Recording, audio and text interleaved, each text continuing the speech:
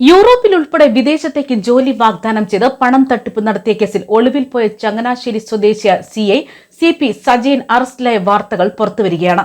കോട്ടയം നഗരത്തിലെ കെൻ എഷർ എന്ന സ്ഥാപനത്തിന്റെ മറവിൽ കാനഡയിലും യൂറോപ്യൻ രാജ്യങ്ങളിലുമടക്കം വിദേശ ജോലി വാഗ്ദാനം ചെയ്ത് ലക്ഷങ്ങൾ തട്ടിയെടുത്തുവെന്ന കേസിലാണ് പത്തനംതിട്ട സ്വദേശിയായ യുവതിക്ക് പിന്നാലെ മുൻ തോപ്പുംപടി സിഐയും അറസ്റ്റിലായിരിക്കുന്നത്.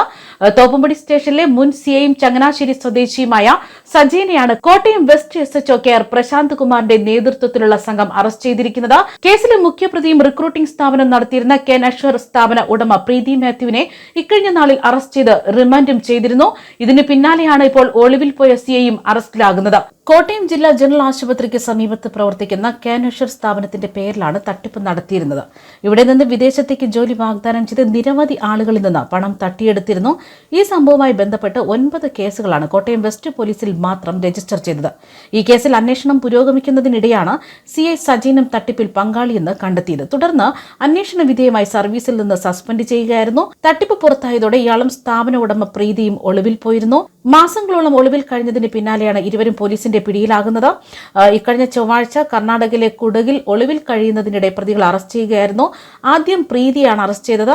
കെൻ എഷറിൽ വിദേശ ജോലി ആഗ്രഹിച്ച് ലക്ഷക്കണക്കിന് രൂപ നിക്ഷേപിച്ചവർ നിരവധിയുണ്ട്. ഇവർക്ക് ജോലി ലഭിക്കാതെ വരികയും പണം തിരികെ ചോദിച്ചപ്പോൾ സജയനെ ഉപയോഗിച്ച് വിരട്ടുകയുമായിരുന്നു.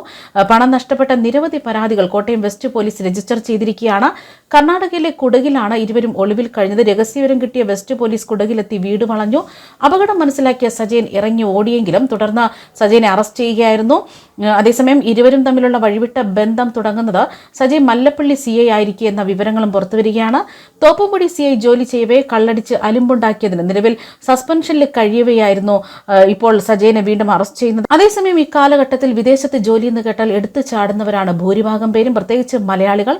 യൂറോപ്യൻ രാജ്യങ്ങളിൽ ഉൾപ്പെടെ ജോലി തേടി പോകുന്ന മലയാളികളുടെ എണ്ണം വർഷം തോറും വർദ്ധിച്ചു വരികയാണ്. മികച്ച ജോലിയും ജീവിത നിലവാരവും നല്ല ശമ്പളവും ഒക്കെ സ്വപ്നം കണ്ടാണ് മലയാളികൾ ഏറെയും വിദേശത്തേക്ക് ചേക്കേറുന്നത്. വിദേശ രാജ്യങ്ങളിലേക്കുള്ള തൊഴിലുകളുടെ ഡിമാൻഡുകൾ വർദ്ധിച്ചതോടെ ഇതുമായി ബന്ധപ്പെട്ട തട്ടിപ്പുകളും രാജ്യത്തിനകത്തും പുറത്തുമൊക്കെ വ്യാപകമാണ്. ഓരോ ദിവസവും വ്യത്യസ്ത രീതിയിലാണ് തട്ടിപ്പിന് ഇരയാകുന്നത്. മികച്ച ജോലിയും ശമ്പളവും ഒക്കെ വാഗ്ദാനം ചെയ്താണ് ഇത്തരം തട്ടിപ്പുകൾ നടക്കുന്നതും. അതേസമയം ഇക്കഴിഞ്ഞ നാളിൽ പത്തനംതിട്ടയിൽ പ്രമുഖ വ്യവസായി MA യൂസഫ് അലിയുടെ പേരിലും ജോലി തട്ടിപ്പ് നടന്നിരുന്നു. 30,000 രൂപ പ്രതിമാസം ശമ്പളം വാഗ്ദാനം ചെയ്താണ് ജോലിയെക്കുറിച്ച് ഫേസ്ബുക്കിൽ പരസ്യം പങ്കുവച്ചത്. നിരവധി പേരാണ് ഈ തട്ടിപ്പിന് ഇരയായതും. തട്ടിപ്പിന് പിന്നിൽ ആരാണ് എന്നത് ഇതുവരെയും കണ്ടെത്താനായിട്ടില്ല. മാരാമൺ സ്വദേശിയായ ഷാജി സൈമണാണ് തട്ടിപ്പ് സംബന്ധിച്ച വിവരങ്ങൾ പുറത്തുവിട്ടത്. ഫേസ്ബുക്കിൽ MA യൂസഫ് അലിയുടെ ചിത്രം ഉൾപ്പെടെ ചേർത്താണ് പോസ്റ്റർ പങ്കുവച്ചത്. ഈ പോസ്റ്ററിനൊപ്പം ഒരു ലിങ്ക് അടക്കം പങ്കുവച്ചിരുന്നു. ഈ ലിങ്ക് ക്ലിക്ക് ചെയ്യുമ്പോൾ വാട്സ്ആപ്പ് അക്കൗണ്ടിലേക്കാണ് പോകുന്നത്. പോസ്റ്ററിനൊപ്പം ഒരു ഫോൺ നമ്പർ നൽകിയിരുന്നു. ജോലിയെ സംബന്ധിച്ച് കൂടുതൽ വിവരങ്ങൾ അറിയാൻ ലഭിച്ച ഫോൺ നമ്പറിൽ ബന്ധപ്പെടണമെന്നായിരുന്നു. ഹിന്ദിയിലായിരുന്നു സംഭാഷണം.